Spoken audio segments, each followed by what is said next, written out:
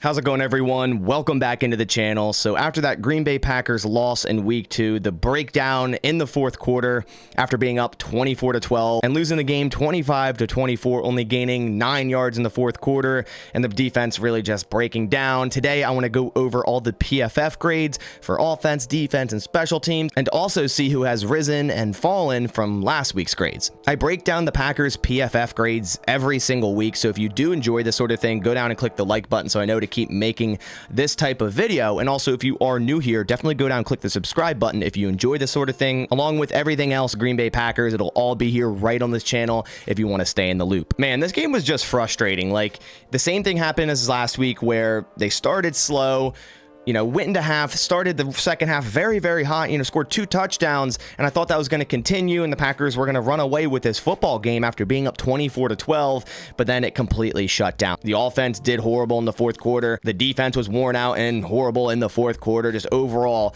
a collapse by this Packers football team in that fourth quarter. It is a very young team, and they need to learn how to close games, but I feel like that's kind of been a running theme for the Packers ever since, 2008. Their inability to close football games went up by a certain score. It seems like they let their foot off the gas, and that always comes back to bite them. So I'm definitely interested to see what these PFF grades show for the offensive players and defensive players. But before we get into today's video, I want to give a big shout out to Manscaped for sponsoring this. Football season is officially back, and you know what that means: touchdown dances, Sunday tailgates, and epic fantasy showdowns. But fellas, let's not forget about the MVP of the season, introducing the all-new Manscaped Beard Hedger Pro Kit, your ultimate luxury beard grooming experience. This kit is your secret weapon to staying sharp on and off the field. So don't fumble this opportunity. Head to manscaped.com to elevate your grooming game with the Beard Hedger Pro Kit. Join the 9 million men worldwide. You heard that right, 9 million men, or just over 110 Lambeau Fields. So go to manscaped.com and get 20% off plus free shipping using code BASS20. The Beard Hedger Pro Kit is a grooming powerhouse built for precision and style,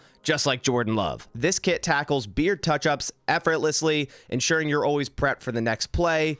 Plus, it has a compact design for easy portability. This cordless trimmer has a rotary wheel that gives you 20 hair cutting lengths, all with one guard. So no more messy drawers full of extra add-ons. That's right, face grooming doesn't need to be hard. Get 20 different beard lengths with just one guard. The Beard Hedger Pro Kit is your go-to teammate to maintaining a sharp and polished beard. Get 20% off plus free shipping using code BASS20. That's right, 20% off your entire order at manscaped.com plus free shipping with my promo code BASS20. Your grass is not artificial. Keep it shaved with Manscaped. All right, so without further ado, let's bring up the screen and dive into these PFF grades from the Packers' Week 2 loss against the Falcons. We're going to start on offense because I would say the offense was the most impressive thing yesterday. Now, it was bad in the fourth quarter and the running attack wasn't good, but overall, I think the offense was still pretty impressive in terms of some certain players and Jordan Love. And one of those players is Jayden Reed, who's at the top of this list, an 82.9 overall grade, including an 81.5 receiving grade. Then we see Tay Wicks, also another rookie wide receiver, right below him as the second highest graded player in this game with a 74.8. Josh Myers was the highest graded offensive lineman yesterday, which might be a shock to most, but he had a 67.3 grade, a 67.0 pass block, and a 66.4 run block. If the highest offensive lineman is at a mid to high 60s, it really shows how not great the offensive line was, which I get. David Bakhtiari didn't play in this game. Elton Jenkins went out early in this game. So the offensive line could have done a lot better yesterday in terms of the run game. I know an instant reaction was to hate on A.J. Dillon, but man, there's some plays that I rewatched where it's like that offensive line didn't help A.J. Dillon at all. Yes, he could have found the hole better and not slipped a couple times, but offensive line didn't help him too much in that running game. We see A.J. Dillon here actually as the 4th highest graded player, a 66.9. Not great in the pass blocking game, only a 29.1. Luke Musgrave, the 5th highest graded player. Feel like they could have used him more in the passing game. I think he only had 2 receptions.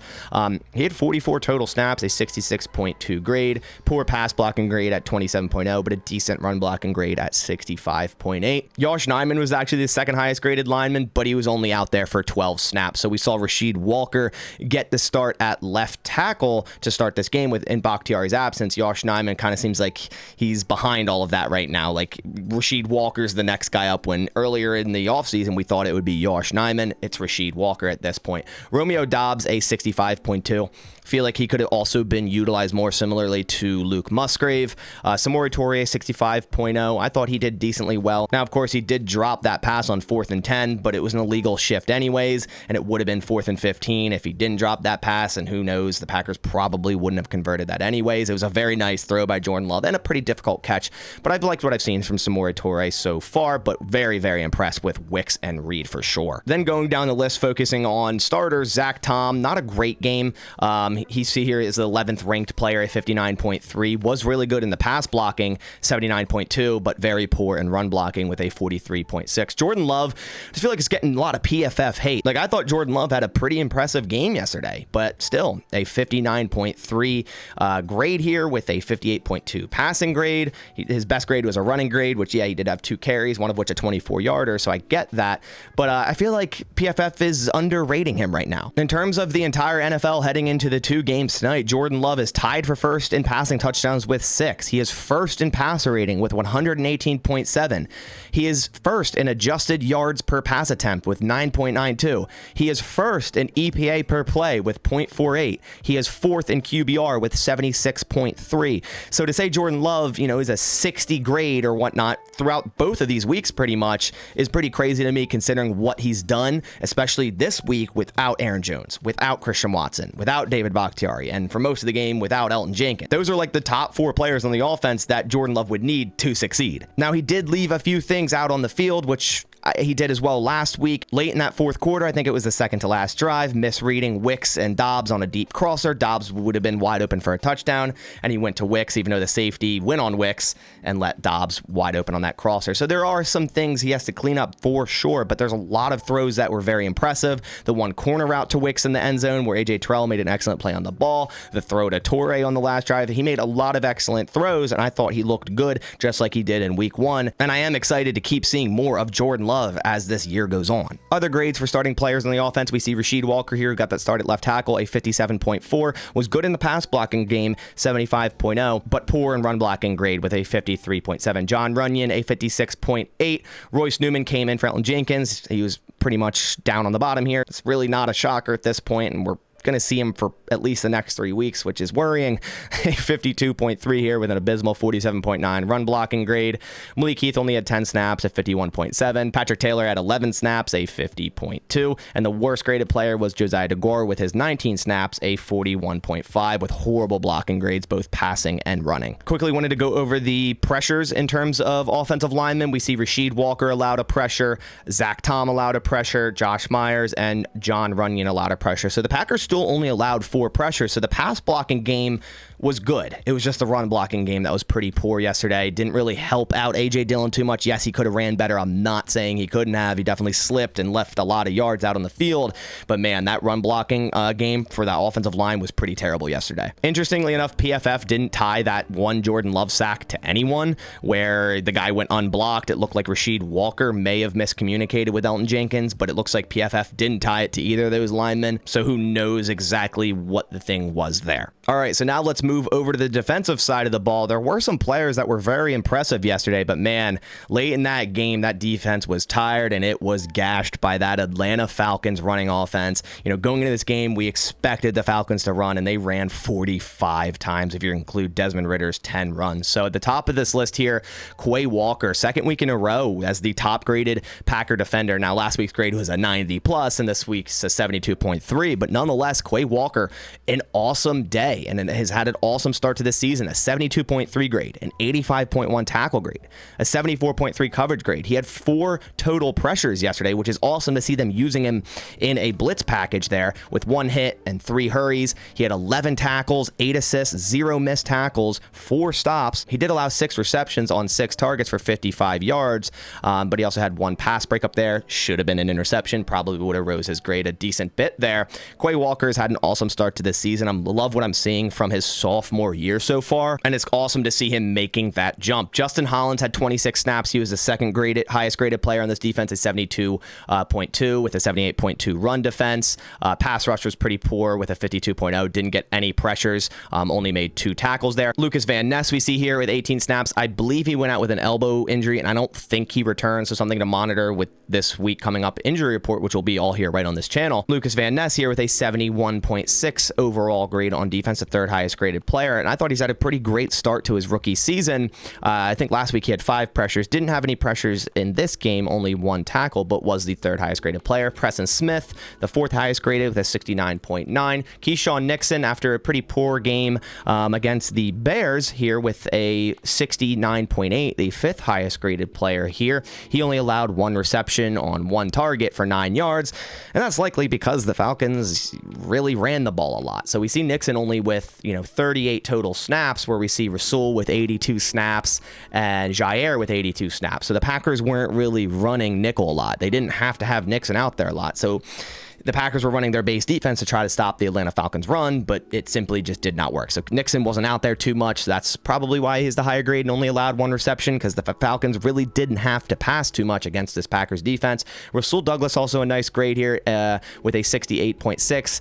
78 tackle grade, 72.4 coverage grade, allowed 5 receptions on 7 targets for 54 yards, and had 1 interception, 1 pass breakup, only allowed a 54.2 passer rating. Devondre Campbell, a 67.9, including a really nice tackle grade here. He had 9 tackles, 4 assists, 0 missed tackles, allowed 1 reception for 10 yards. I believe it was that Bijan Robinson slant play that everyone's looking at right now, where he was lined up like 10 yards off the ball. Quickly wanted to talk about that. I understand why it's not necessarily all on Joe Barry in that regard, because you're 3rd and 3. Bijan starts in the backfield. You're looking to stop the run. So you have Devondre Campbell out on the field. Then they motion him out. They manipulated that mismatch, moving Bijan out. They knew it was man coverage. They knew he would beat Devondre on that quick route, especially with a flat route by the slot guy, basically creating a pick. But I feel like Devondre shouldn't have been 10 yards off the ball. I don't know if that's just scheme thing or what he was choosing to do to not get beat deep, but I would rather Desmond Ridder attempt a deep ball than have a wide open slant on 3rd and 3. As for the other starters, we have Kenny Clark with a 65.5. Again, PFF kind of just giving him a average grade when he balls out, a 6 total pressures, a sack, didn't miss a single tackle. So I don't understand the hatred for Kenny Clark with PFF, but I pretty much say that every week, so I'll move on. Rashawn Gary, a 65.3. He saw 22 snaps, so an upgrade from last week. Last week he saw 12 snaps. This week was 22 with 15 passing snaps. He had 3 total pressures and a sack, so really another great game for Rashawn Gary with limited snaps. Would like to see that go up again next week against the Saints. Valentine saw 2 snaps. TJ Slayton, a pretty poor grade, 59.4. Rudy Ford, another poor grade, 55.1. Jair,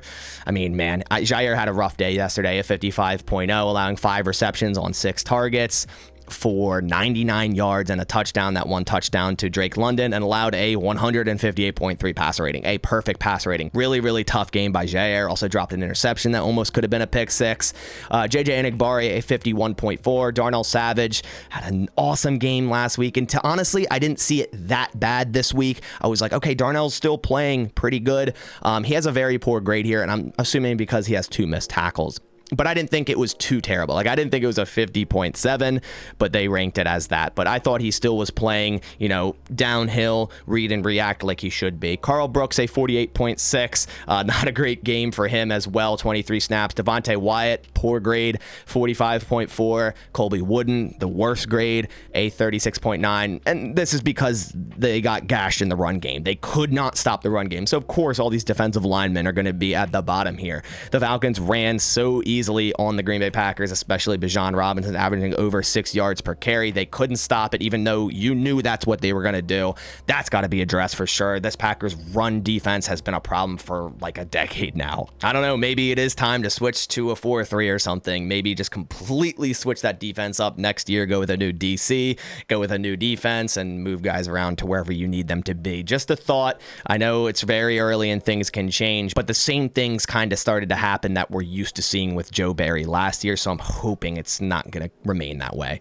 Quickly wanted to look into Jaire's coverage versus receiving. As we see here, Drake London got the best of him. I said it in my reaction yesterday. Really nice game by Drake London. I mean, he did really well against Jaire. 4 receptions on 5 targets for 54 yards and a touchdown and 3 first downs. So when the Falcons needed a first down via passing the ball, they went to Drake London on Jaire. So again, I'm commending Drake London. Had an awesome game against Jaire. He also allowed a 1 reception for Mac Hollins on a 45-yard play there. So rough game for Jaire Alexander in this one. Then quickly going over special teams, I'll go over the top 3 and the bottom 3. John Owens, Carrington Valentine, and Eric Wilson were the top 3 grades. Jonathan Owens with 2 tackles, so really nice special teams game by him. Then on the bottom, JJ Enagbare, Tucker Kraft, and Matt Orzek. Enagbare with a 45.9, Tucker Kraft a 53.7, and Orzek a 55.5. So that does it for all the PFF grades for this week 2 Packers disappointing fourth quarter loss against the Falcons. Man, that game definitely hurts. Like such a big fourth quarter lead, and you blow that and only gain like 9 yards on offense, which getting no first downs in the fourth quarter also extremely tires at your defense and allows them to be gashed like they were. So it's on both sides. It's not all on the defense. It's not all on Joe Barry. It's just an overall team meltdown in that fourth quarter. Let me know your thoughts down in the comments below. What grades do you agree with or disagree with? Just let me know down below. But that about does it for this one. I'll catch you on the next one. Please leave a like down below if you did enjoy this video. And as always, go Pack Go.